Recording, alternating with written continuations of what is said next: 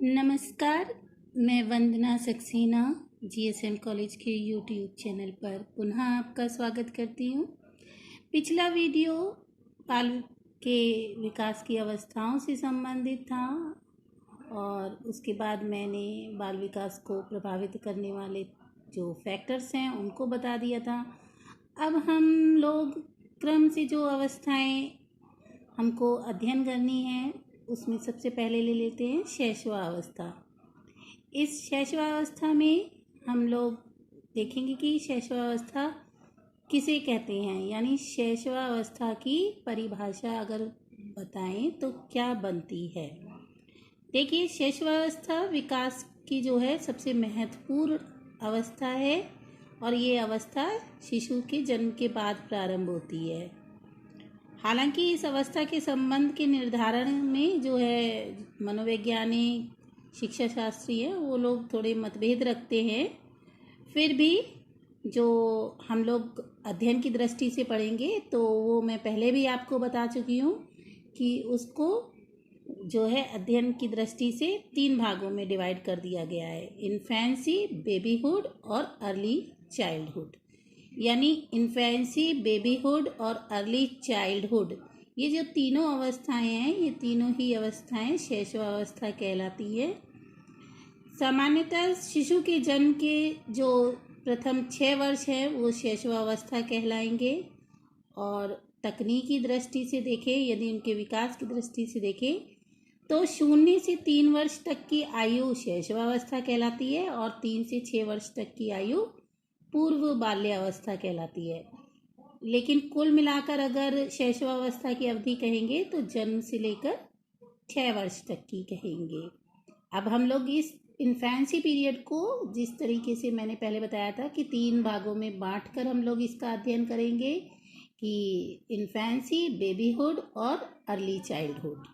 तो आप लोग यदि पेपर में आए कुछ भी आता है तो आप इंग्लिश वर्जन उसका ज़रूर, मतलब उसका इंग्लिश ट्रांसलेशन ज़रूर देखिएगा कि इन्फेंसी शब्द, बेबीहुड और चाइल्डहुड तीनों अलग अलग तो नहीं दे रखा है कि इन्फेंसी, बेबीहुड और अर्ली चाइल्डहुड। चाइल्डहुड नहीं, चाइल्डहुड तो बाल्यावस्था है, लेकिन ये इन्फेंसी, बेबीहुड और अर्ली चाइल्डहुड शब्द जो है वो शैशवावस्था के लिए प्रयोग किए गए हैं।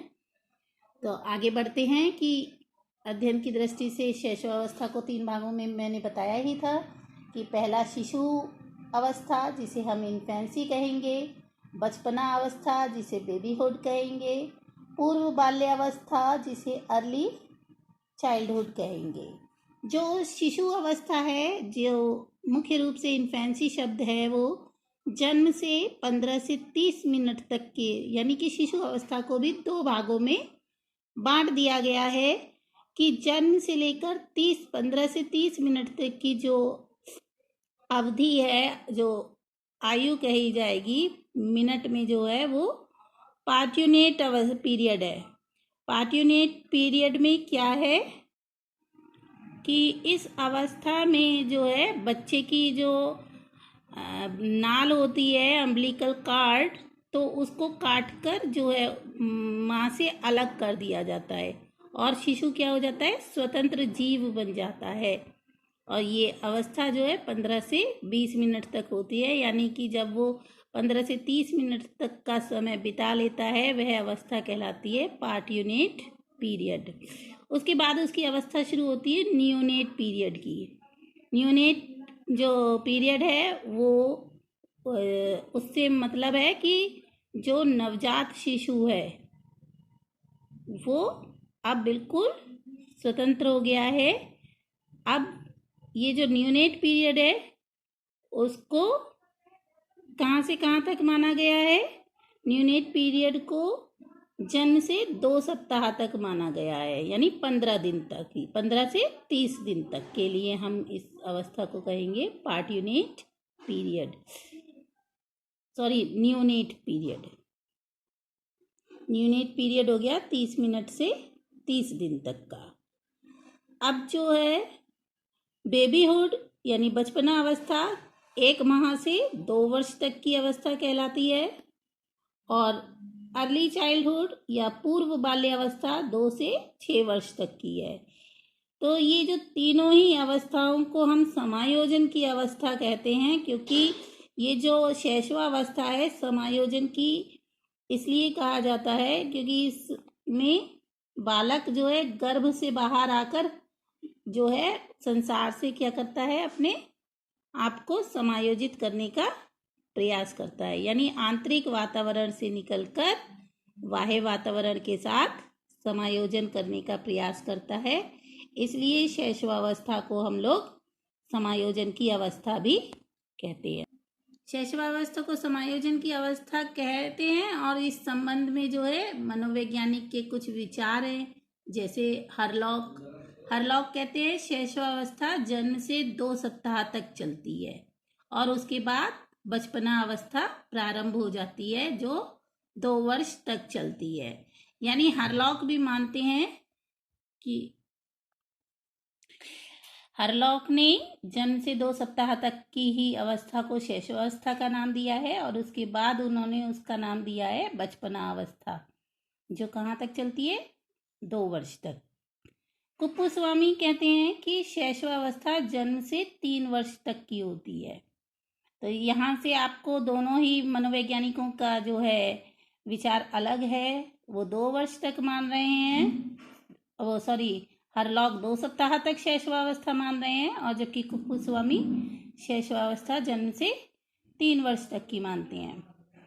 क्रो एंड क्रो के अनुसार शैशवावस्था औसतन जन्म से 6 वर्ष तक चलती है, जिसमें बालक की इंद्रियां काम करने लगती हैं, जिससे बालक चलना, बोलना और रेंगना सीखता है। तो ये तो हो गई क्रो एंड क्रो की। कहने का अर्थ है कि यदि शैशवावस्था का हम लोग कहें तो साधारण अर्थ में हम शैशवावस्था कब तक मानेंगे, शिशु के जन्म के जो पहले 6 वर्ष होते हैं वह शैशवावस्था कहलाते हैं। तो ये तो आपका हो गया शैशवावस्था की परिभाषाओं के संदर्भ में कि शैशवावस्था किस उम्र से किस उम्र तक की है। स्टूडेंट्स, जो मनोवैज्ञानिक लोग हैं उन्होंने जो विकास की विभिन्न अवस्थाएं हैं उन पर समय समय पर क्या करी है, रिसर्च की है। तो उन अवस्थाओं में उन्होंने शैशवावस्था को सबसे ज़्यादा महत्वपूर्ण माना है, क्योंकि मानव के जीवन में यह अवस्था आधारशिला है जिस पर बालक का क्या भावी जीवन निर्भर करता है। इसलिए इस अवस्था में जो है बालिकाओं और बालक दोनों को उचित निर्देशन, प्रेरणा और शिक्षा दी जानी चाहिए।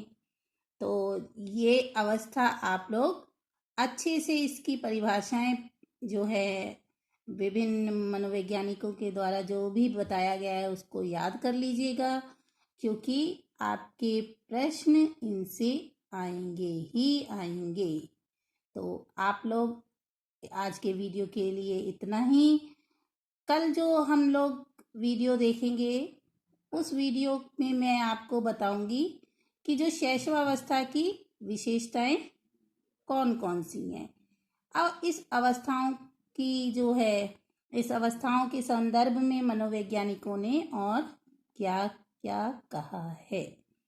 हम लोग जानेंगे कि शैशवावस्था के बारे में जो मनोवैज्ञानिकों की रिसर्च है उन्होंने क्या क्या रिजल्ट निकाल कर दिए हैं। तो तब तक के लिए अलविदा,